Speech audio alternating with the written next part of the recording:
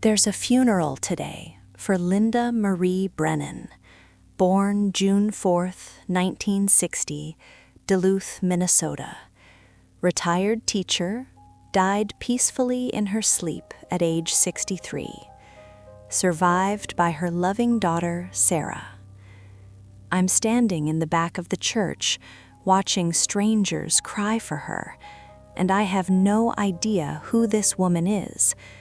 But somehow, she knew everything about me, my birthday, my college major, my first apartment address.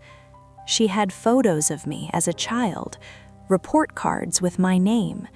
She told people I was her daughter for over 20 years. And the strangest part?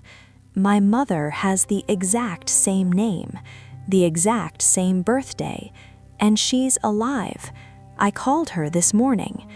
So either this is an incredible coincidence, or something very wrong happened a long time ago, and I need to find out which. My name is Sarah Brennan, 31 years old, marketing director in Minneapolis. I have a good life, normal, unremarkable. My mother, Linda, lives in Duluth. We talk every Sunday without fail. 3 weeks ago, I was scrolling through my phone during lunch.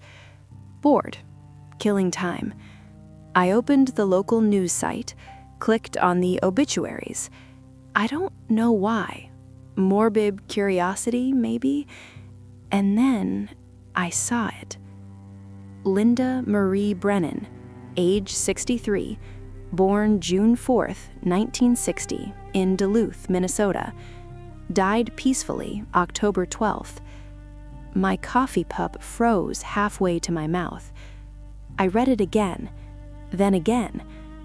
Linda Marie Brennan, same name as my mother, same birthday, same hometown. Beloved teacher, survived by her daughter, Sarah Brennan. My hands started shaking. I grabbed my phone, dialed my mother's number. 3 rings. 4. Hello? Relief flooded through me. Mom, hi. Sarah? Everything okay? You sound strange. Yeah, I needed to hear your voice. Well, that's sweet. I was just about to head out to book club. We talked for 5 minutes. Normal conversation, her garden, my work project. When I hung up, my hands were still shaking. I went back to the obituary. Still there. Linda Marie Brennan. Dead.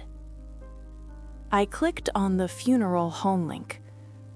Viewing Friday, October 15th, 2 to 4 p.m. at Riverside Funeral Home. Service to follow at St. Paul's Lutheran Church. My mother's church, the one she's attended for 30 years. At the bottom of the page, in lieu of flowers, donations may be made to the Duluth Public Library, where Linda worked for 25 years. I stared at my screen. My mother was a teacher. She'd never worked at a library. So this was a different Linda Brennan. Had to be. Just an incredible coincidence.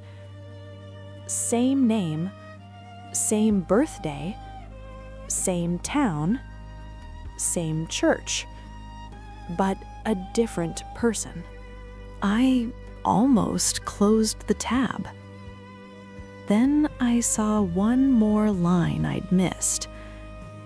Linda will be deeply missed by her daughter, Sarah Brennan of Chicago, and all who knew her gentle spirit.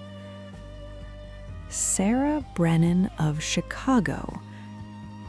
I live in Minneapolis, not Chicago, but my college roommate always joked I should move to Chicago, said it suited me better.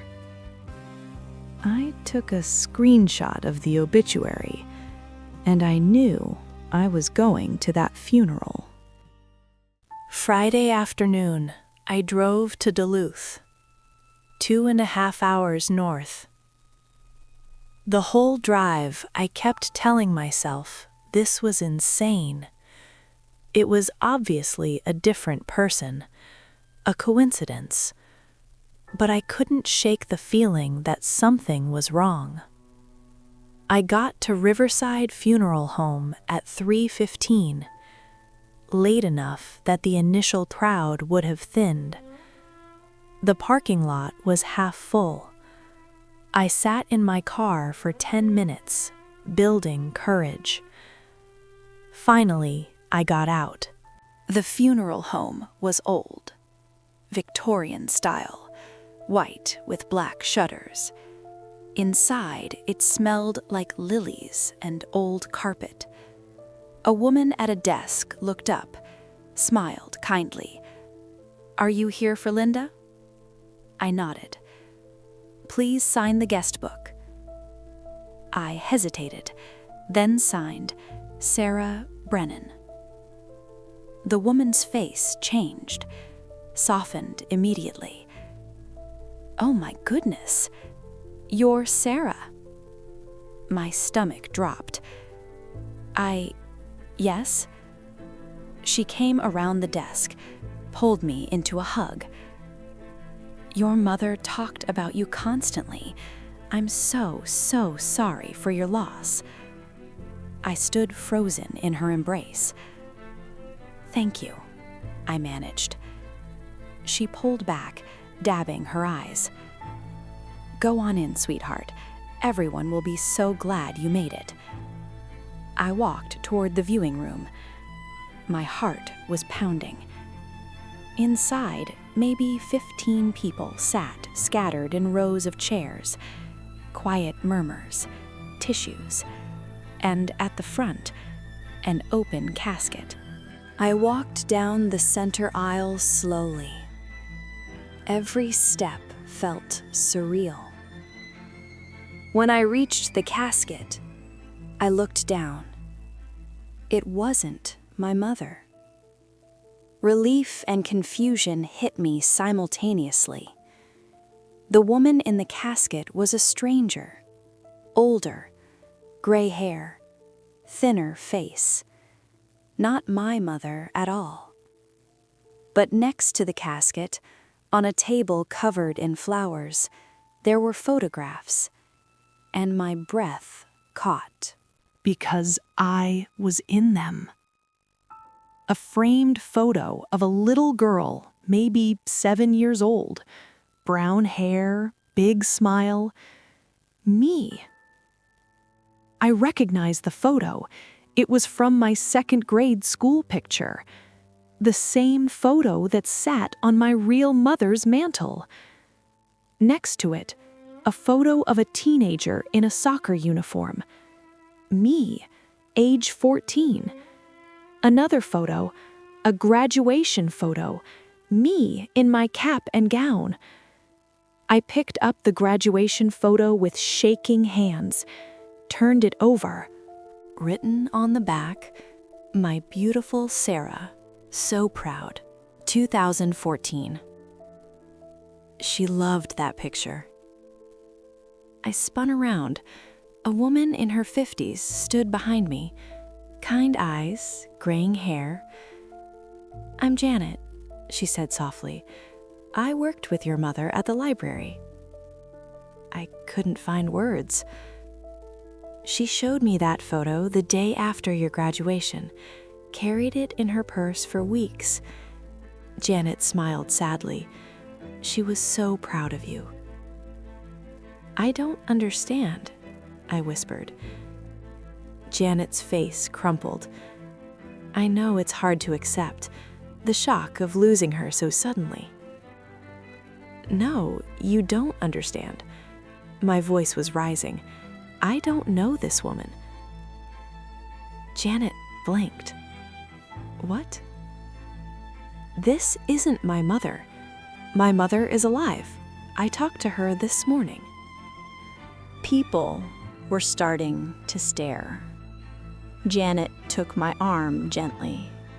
"Let's step outside." We went to a small office off the main hallway. Janet closed the door, studied my face. "Sarah, I know grief can cause denial." "I'm not in denial." I pulled out my phone. "Look." I showed her my recent calls. Mom Mobile at the top of the list. Timestamp 8:47 a.m. Janet stared at the screen. "My mother's name is Linda Brennan," I said. "She lives in Duluth. She's 63 years old, born June 4th, 1960. "But she's not that woman in there." Janet sat down slowly. "This doesn't make sense." "Tell me about Linda," I said. "The woman who died. What did she tell you about me?" Janet's hands were shaking now. "She said you lived in Chicago, that you worked in advertising. I live in Minneapolis. I work in marketing. She said you were engaged to someone named Michael. I'm not engaged. I don't know anyone named Michael." Janet pressed her fingers to her temples. "She talked about you all the time, your childhood, your interests. She showed me photos." "When did you meet me?" I asked. "In person, I mean." Janet looked up. "I never did. You were always so busy with work. Linda said you couldn't visit often." "When did I last visit her?" "I don't know. She never said exactly." "Did anyone else ever meet me?" Janet thought, shook her head slowly. "No, now that I think about it, no. She talked about you, showed pictures, but you never came to library events, never answered when people called." My heart was racing. "What about family? Did Linda have siblings, parents?" "Her parents died years ago. She was an only child." "Husband?" "Never married. She said she raised you alone." I stood up, started pacing. Where did she live? 1847 Lakeshore Drive, apartment 4A. Not my mother's address. "Can I see it?" I asked. Janet hesitated. "I have a key. I've been checking on the place since she died." "Please, I need to understand what's happening." She studied me for a long moment, then nodded. "After the service, I'll take you there." The funeral service was short. I sat in the back, watching strangers mourn a woman I'd never met, a woman who, somehow, had been mourning me, or a version of me. Afterward, Janet drove me to Lakeshore Drive. Small apartment building, 3 stories, brick, overlooking the lake. Apartment 4A was on the 2nd floor. Janet unlocked the door. "I haven't touched anything in case you wanted to go through her things." We stepped inside. The apartment was small, tidy, lived in but lonely. Beige walls, minimal furniture, everything neat. "I'll wait in the car," Janet said quietly. "Take your time." She left. I stood in the living room, trying to process what I was seeing. On the mantle, more photos of me. My high school graduation, me at a soccer game, me at what looked like a birthday party. All real photos, all from my actual childhood. But I'd never given them to this woman, never even met her. I walked to the bedroom. Dresser, bed, nightstand. On the nightstand, a framed photo. Me and Linda, together. My stomach turned. I picked it up, hands shaking. The photo showed me at maybe 13 years old, standing next to a woman, Linda, the dead woman. We were smiling, her arm around my shoulders. But I had never taken this photo. I studied it closer. Then I realized it was photoshopped. The lighting on Linda was slightly different than on me. The edges where we met were too clean. She'd taken a photo of me and inserted herself into it. I set it down, feeling sick. I opened the nightstand drawer. Journals. Years worth. I pulled one out. Flipped it open. The handwriting was neat. Careful. September 3rd. Sarah started high school today. She was nervous but excited. I made her favorite breakfast, pancakes with blueberries. She hugged me before she left, told me I was the best mom. I flipped forward. November 12th. Sarah's soccer team won regionals. I cheered so loud I lost my voice. She laughed at me in the car on the way home, said I was embarrassing, but she loved me anyway. Page after page, years of entries, an entire life, detailed, specific, none of it real. Or some of it real. I did play soccer. My team did win regionals. But my real mother was there, not this woman. I kept reading, going back further. June 8th, 1992. Saw Linda Brennan at school today. She has a daughter, Sarah, 3 years old, beautiful brown hair. She doesn't know how lucky she is. My blood ran cold. I flipped to the inside cover of the journal. A name written there, Linda Marie Brennan, but in smaller letters underneath, previously Linda Marie Patterson. She'd changed her name. I grabbed another journal, earlier, 1991.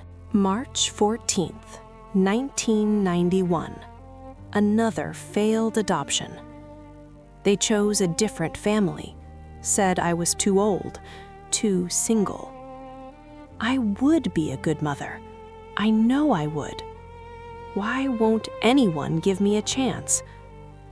I sat on the bed, journals spread around me, and slowly the picture came together. Linda Patterson wanted a child, desperately. She tried for years, fertility treatments, adoption applications, all failed.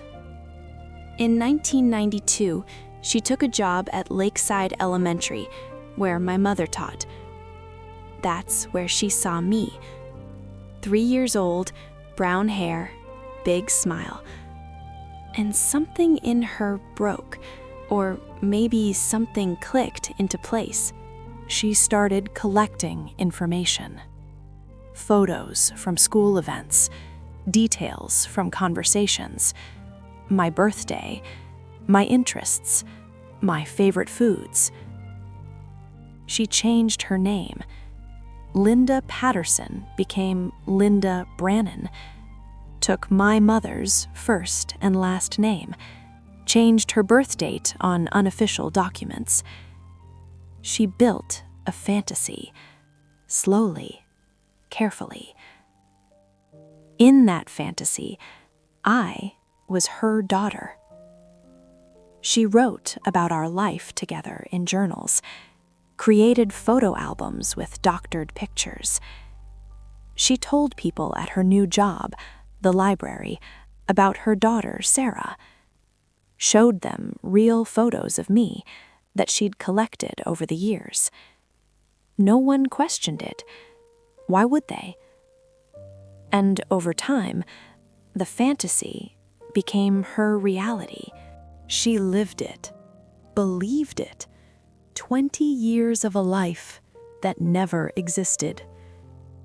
I found more evidence in the apartment, a box in the closet full of my school photos, report cards, soccer tournament programs. All things she could have gotten from school, public records, social media. My mother had Facebook, posted photos of me regularly.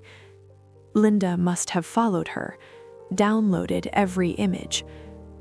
I felt violated, but also profoundly sad, because this woman wasn't a monster. She was lonely, broken. She needed to be someone's mother so badly that she invented a daughter. And she chose me. I sat in her apartment until it got dark. Then I called Janet. "Can we talk?" I asked. Janet and I sat in a coffee shop. I told her everything, showed her the journals. She cried. "I had no idea," she whispered. She seemed so normal, so convincing. "She wasn't trying to trick you," I said. "I think she believed it herself." Janet wiped her eyes. "Did she ever try to contact you? The real you?" "No. That's the strangest part. She never reached out, never approached me. She just observed from a distance and built a fantasy life." "Maybe that's all she wanted," Janet said. "Not a real relationship, just the idea of one. Maybe she knew a real relationship would shatter the illusion." We sat in silence. "What are you going to do?" Janet asked. I'd been thinking about that. "I don't know. She left everything to me in her will. Legally, I'm her daughter, even though I'm not. There's not much," Janet said. "Some savings, the apartment, personal items. It feels wrong to take it." "But she wanted you to have it," Janet looked at me. "In her mind, you were her daughter. She loved you. She loved an idea of me." "Is there a difference?" Janet asked. "To her, I mean." I didn't have an answer. We finished our coffee in silence. As I left, Janet touched my arm. For what it's worth, she was a kind person, gentle. She helped a lot of people at the library. She was lonely, but she wasn't cruel. "I believe you," I said. And I did. I kept the apartment for 6 months. I'd visit sometimes, sit in Linda's chair, read her journals, try to understand how someone could love so deeply someone they'd never actually known. I told my real mother everything eventually. She was quiet for a long time.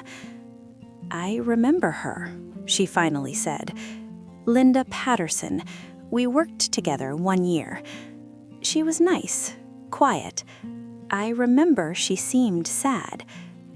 Did you know she couldn't have children?" "No, we weren't close." My mother paused. "I'm so sorry, Sarah. That must have been terrifying for you." It was strange, I admitted. But honestly, more sad than scary. She never hurt me, never even contacted me. She just needed to believe she mattered to someone. My mother's voice was thick. "That breaks my heart." Mine too.